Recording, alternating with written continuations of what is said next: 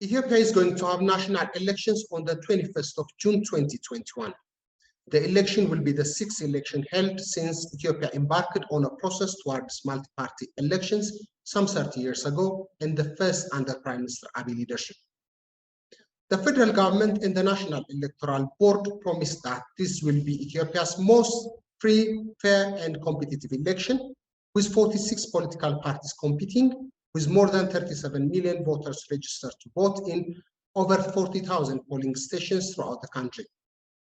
Many opposition groups and some of Ethiopia's international partners do not agree with this assessment.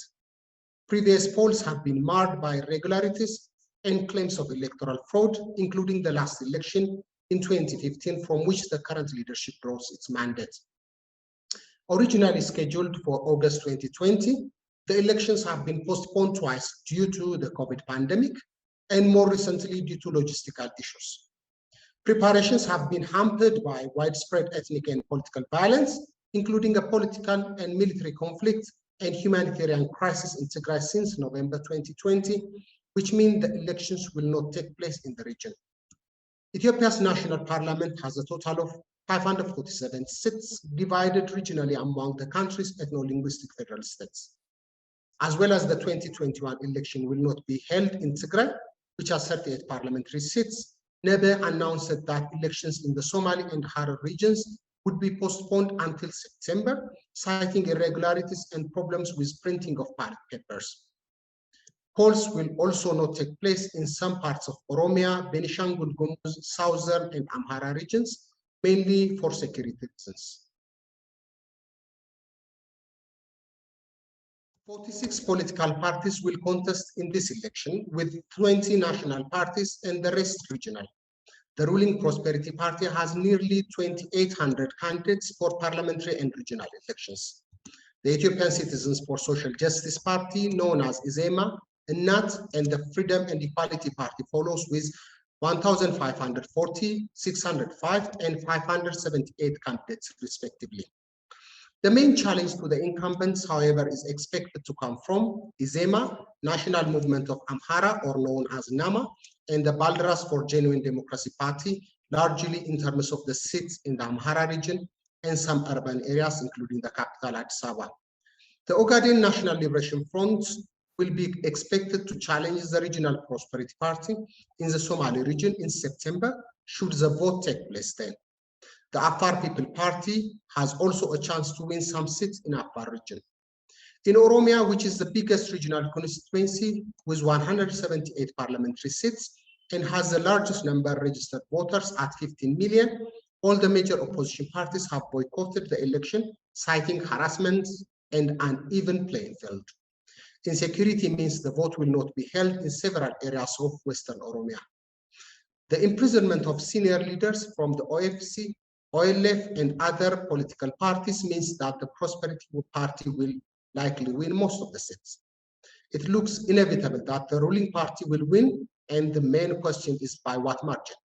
The Ethiopian constitution holds at a party or a coalition of parties that wins more than half of the seats at the national parliament will form a government.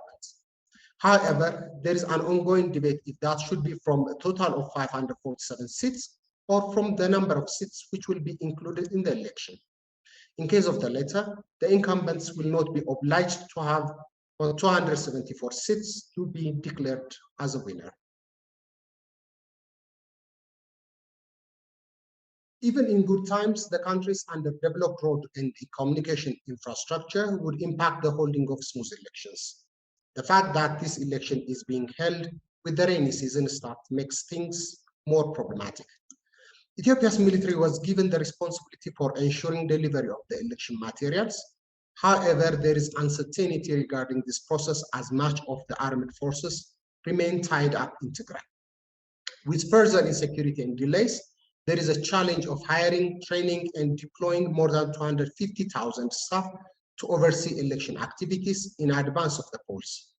Additionally, the country is still trying to contain the corona pandemic and resultant economic downturn, impacted further by the withholding of bilateral support and visa restrictions imposed by the US.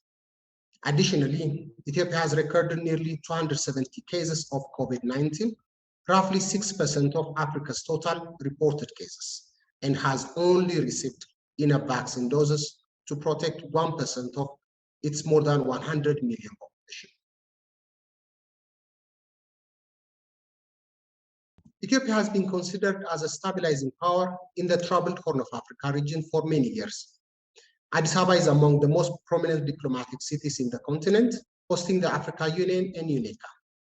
Over the past 2 decades, the country has registered commendable economic growth and has pulled millions of its citizens out of abject poverty. However, things have changed considerably since the start of the Tigray war. The conflict has caused a humanitarian catastrophe in the region and the risk of famine is looming. Reports of gross human rights violations, sexual violence, and forced displacement have been mounting, including by Eritrean forces. Over the past months, several areas outside Tigray have seen spikes of violence, mainly along identity lines. Ethiopia's Western partners have intervened in an attempt to stop the humanitarian suffering in Tigray. Having seen diplomatic efforts fail to prevent continued violence, the US and EU have sanctioned Ethiopia, including with travel restrictions and by withholding financial pledges. The US is warning of further measures affecting World Bank and IMF support unless the Ethiopian and Eritrean governments take immediate actions to stop the conflict. Western partners have also shown a recent reluctance to support the election, with the EU cancelling its planned election observer mission. However, NEBE has permitted 2 US-based institutes to send observers in addition to the Africa Union mission.